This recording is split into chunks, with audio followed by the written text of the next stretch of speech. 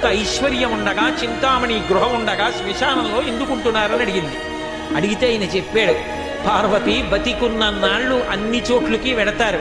ఏమీ తోచట్లేదు, శ్మశానానికి వెళ్ళొద్దామని ఎవరు రారు పార్వతి.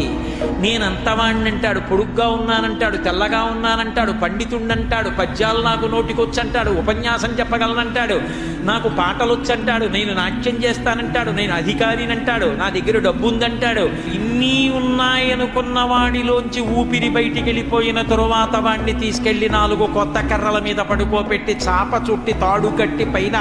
నూలుబట్ట కప్పి తీసుకొచ్చి అన్నీ తీసేసి కర్రల మీద పడుకోబెట్టి కాల్చేస్తుంటే జీవుడు లేచి నిలబడి పుర్రె పగిలిపోయిన తరువాత కన్న కొడుకు కూడా స్నానం చేసి వెళ్ళిపోతుంటే చీకటి పడిపోయాక, అయ్య బాబోయ్ చుట్టూ ఉగ్రభూతాలు, నా వాళ్ళన్న వాళ్ళు లేరు, వీళ్ళని నమ్ముకున్నాను, ఒక్కడు లేడని ఏడుస్తుంటే నేనున్నాను రా అని చెప్పడానికి నేను కూడా